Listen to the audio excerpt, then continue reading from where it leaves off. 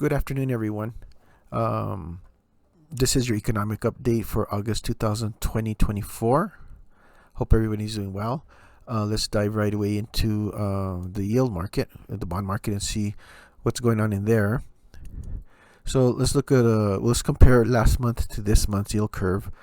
Um, you're looking at a more defined yield curve, graphical wise, opposed to last month. Here you still had a little bit of a, you could see of a more natural degrading curve.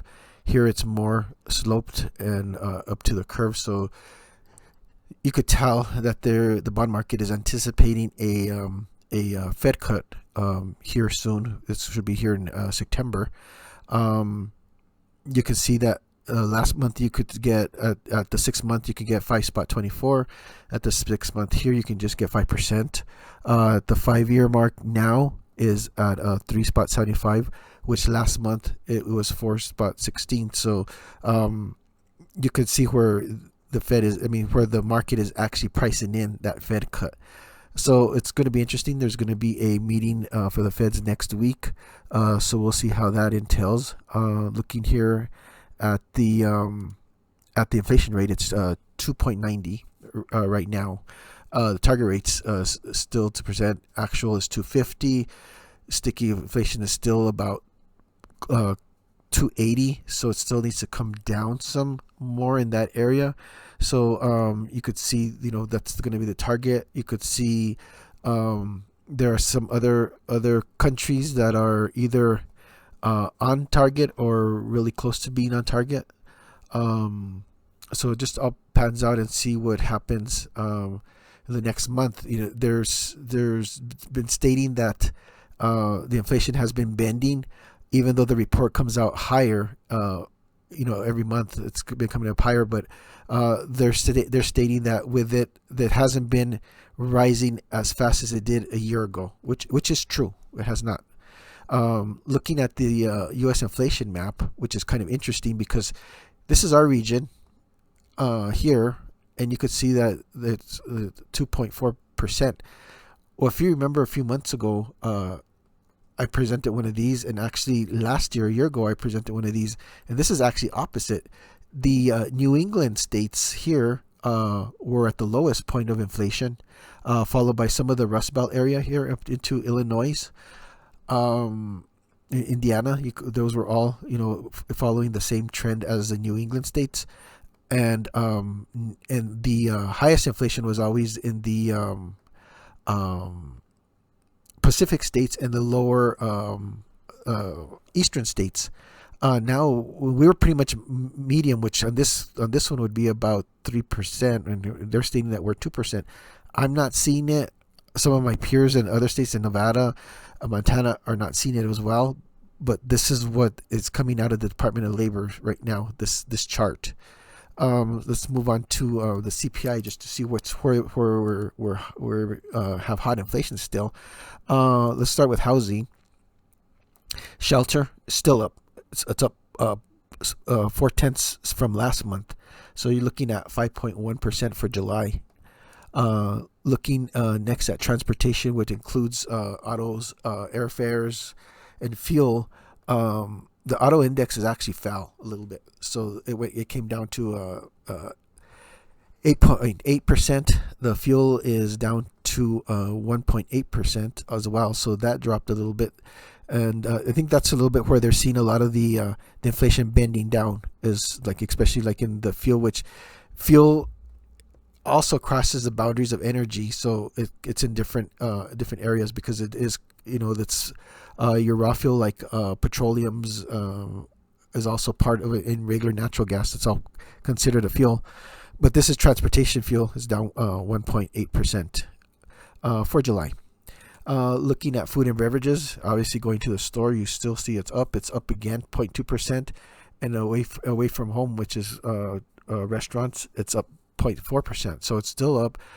July, 2.2, ending that, and food away from home 4.1. So still really high in the supermarket areas. Looking at medical care, that has actually come down a little bit because it came down 2/10 and so did the commodities as well. So it's down. The services are down to 3.3, and the medical supplies are also down to 3.3. So you're looking at fractions of a little bit of a reprieve in that area. Looking at apparel. Apparel is up spot 1. This is usually a trend that happens though about this time of year because back to school. So that's a lot of people are getting back to school clothes. It always seems to go up during that time of the year.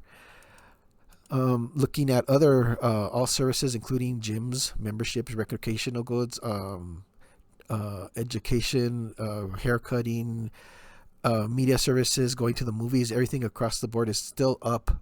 Went up again a tenth of a point, so now we're up at 5.1 in the CPI area. Going back to, excuse me, let me get this little thing, turn this off. Going to back to the market. We'll go ahead and look at what's at the fixed income arena. This is the old Lehman Brothers index, which is actually just the fixed income index across the board. You can see that we're still high in that area. We're ending up at pretty high. The yield to worst is at 442, meaning that's the worst you could get right now on a fixed income right now. You could see last year it dropped significantly low when there was speculation of 6 rate cuts in this year, which it never really came to fruition. So then it climbed back up. There was some other factors that also that entailed when they dropped back in October. This is where we always trade at and what we're always like monitoring. Again, our yield to worst is at 4.42. Looking at the Fed dot plot, you'll see that this is kind of a prediction, really. In some places you can even bet on the prediction. These dots represent all the Fed governors, and this is what they're thinking that this year is going to end at, according to the last Fed map, that's this one that we're looking at, the dot plot. They call this a dot plot. This was released in 6/12. We'll be getting another one here shortly. You could see that the medium of all the Fed governors is around 5.10, 5.15, where they're projecting that the year is going to end at in the interest rates. Next year they're thinking it's going to be right about 4.10. This will change. In the dot plot will change in the next Fed meeting, which will come out next month. So that'll leave a prediction on what it's going to end at. You can see that some of these Fed governors, they still bet that the interest rates will still be pretty high. This one here actually thinks it's going to go back up. So it's like I tell people, I wish we had a crystal ball that we could actually look in time and see what's going to go on. But this is what they're looking at. I'll go over that, and I'll go over that shortly in the next chart. They're pricing in the actually several rate cuts, and you'll see that here from the WIRP chart here. You'll see that from September all the way to pretty much March of next year, they're pricing in rate cuts. Now, snap back a year ago, this is exactly what it looked like when they were pricing in 6 rate cuts back in October, November. It never happened, but this is pretty much what it looked like. As the months came closer, like I've stated several times, as these dates get closer to a Fed meetings, these numbers change significantly. Right now, this is what they're saying. There's actually 140% chance that there's going to be a rate cut of that will go down to probably to 4.97, which is pretty much about a 50 basis points cut. So that's to find out here. I don't really think they're going to do a big interest rate cut in September. It might be a soft one. Maybe I would think maybe 25 basis points, and they may hold it. There still is some inflationary items still out there. Housing is still relatively high, but I think the market needs this because there was, and I'll go over that later. There was some numbers that were actually wrong in the employment. So things are actually a little bit worse than they are. But if they cut the rates, that shows the market that they are going to cut them, and I think more of the different markets will actually start pricing that in, and it's good for the housing market, especially for people that want to refinance, or even in the autos. People need autos, though. They can maybe take a little bit of sigh of relief, maybe not too much, but a little bit. But looking at the Tyler rule, which is actually all the variables to figure out what the interest rate should be. That's including GDP, CPI, employment rate. So right now we're at 550 is what the applied Fed fund rate is right now. The Tyler will say that we should be at 565 with all the variables that are in right now. So we're actually spot 15 off of what we should be. We've seen this Tyler roll back in 2022 when inflation really started to run away, and they were saying that it should be like at 8%, which is, you can't do that in a perfect world and raise it up that much. That's way back in the days, in the 70s and 80s, to bring down that inflation where they really overshot. But that's what the Tyler rule estimate is saying, that should be in the 572 arena. They show up here on the top. You'll see the estimated 5.17 at the end of 2025. So that's just, like I said, this is just another. It's not a crystal ball, but it's just another. I'm gonna say bet of what it's gonna turn out to be. Moving over to housing. This has been quite interesting because some of the data that's been coming in, and I'm going to go over this chart. This chart is actually the 30-year mortgage, and it's ending at 6.98, almost 7%, which has come down quite a bit. The interesting thing I've seen in this is, if you look at these areas here with my little huge thumbtack, this is about the time that they started saying we're going to see interest rate cuts in starting in January. So you look at the big dip here in December. It came down to around almost the first part of January. It was pretty much about 690 was the implied 30-year mortgage rate then. And it came down. All of January came and passed. The Fed meeting passed by around this area. They said inflation is still high. We're not going to cut. So when the pricing went back up again, first part of February, we climbed all the way to the end of February. They thought, well, maybe there's going to be a price cut in March. That didn't happen. It dropped again. And as you can see, it stayed up high all these months because the Feds have said, no, the inflation's still high. We need to keep it rates high. Last month when we got all the data in, look how it dropped again. So the housing market is anticipating that rate cut, which it's at 698 now is what it ended at. It'll probably be a lot lower, hopefully. So hopefully a lot of these people that have been waiting to get a home or waiting to get even an auto or need an auto, now they can do that. So it's going to be interesting to see if in fact that September rate cut does come in place. Like I said, all this is just guesstimates. Some things change drastically by different events happening around the world. But let's look real quick here at employment. Now, this was interesting because a lot of people did not know this. This is again, this is from the Bureau of Labor Statistics. They came in and they said, well, we're still a little bit high on the unemployment and rates. Now, when the data came out just a few days ago, they came back and said, we perhaps made a slight error. We're actually 818,000 fewer jobs than they were saying that have been created. So there isn't as many jobs as it's been stated that's been created. So with that, that's even more uh, teeth for them to drop those rates down in September, because we don't want a hard landing. That's what we're trying to avoid. That's what we've been trying to avoid all this time. Um, so all this time, everybody's been saying, yeah, they got a hold handle on it.